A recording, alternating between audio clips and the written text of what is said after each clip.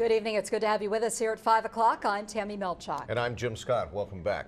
Our top story this hour, the United States Supreme Court today shot down much of Arizona's controversial law aimed at the identifying and punishing of illegal immigrants. But the court upheld what many consider the most controversial portion of that law, allowing law enforcement to check a person's immigration status during routine stops. 17's Trevor Thompson joining us now with details on today's monumental ruling. Trevor?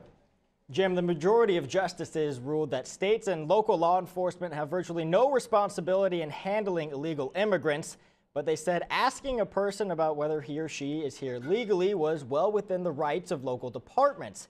That has some worried about racial profiling. Civil rights will be protected. Racial profiling will not be tolerated. Arizona Governor Jan Brewer immediately sought to squash any fear that the Supreme Court's ruling to allow officers to question a person on his or her citizenship during a stop will lead to a sort of witch hunt aimed at deporting illegal immigrants, primarily Latinos.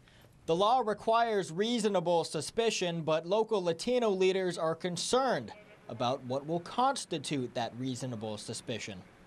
Anyone that is suspected because of just appearance calls into question this whole issue of racial profiling. Because if you are suspicious of being undocumented, you can be profiled and say, where are your papers?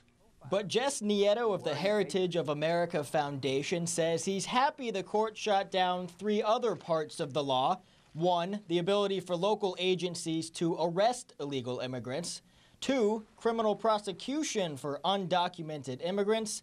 And 3, criminal prosecution for illegal immigrants who seek employment.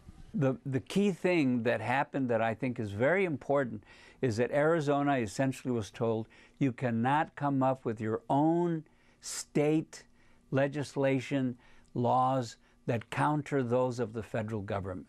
Kern County Sheriff Donnie Youngblood says the ruling will have no impact on how his department conducts traffic stops. He says they have enough to worry about without asking for proof of citizenship during a lawful stop or arrest. If someone commits a crime in Kern County, the least important thing to me or to the officers on scene is where they're from.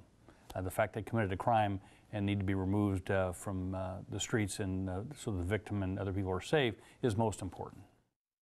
Bakersfield police declined to comment on today's Supreme Court ruling. It is not known at the moment exactly when Arizona will begin asking for identification during traffic stops. I'm Trevor Thompson, 17 News.